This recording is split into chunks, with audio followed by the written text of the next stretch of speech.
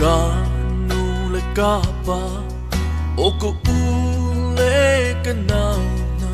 Lung katin tuan kan reldi Kan run sun tuan a Sesezi suratik a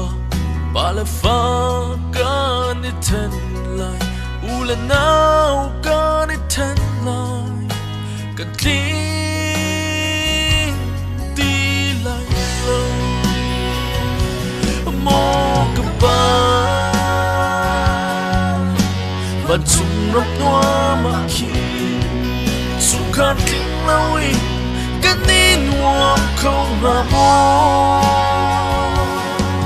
Arun dai tan sa tu kan tha bang Jesus Christ bar nak dang Chung kan kling ko vi na na lung It can be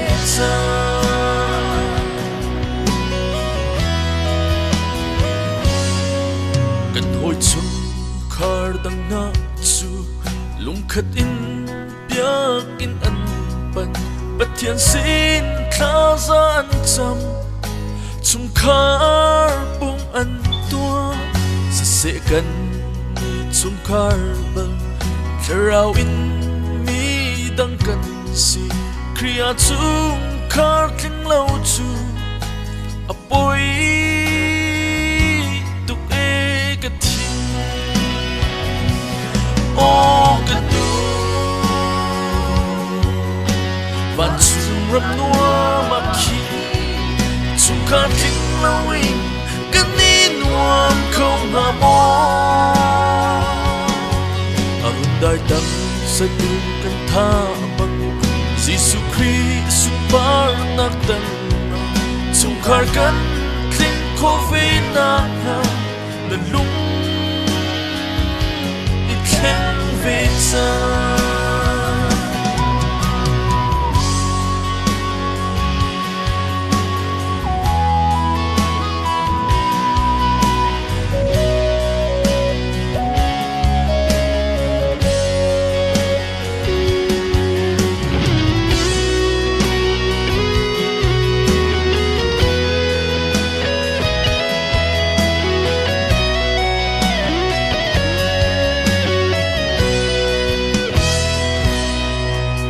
Sen in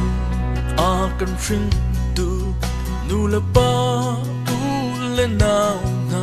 hel ram i an ta ai ram thei lai nol her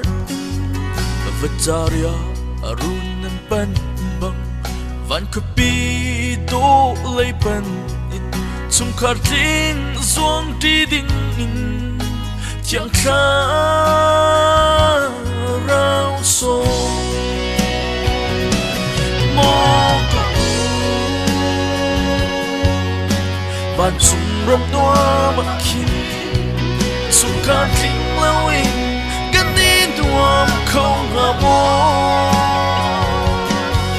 Arun dai dang sa tu kan tha bang Jesus Christ bar nak dang Chung khar kan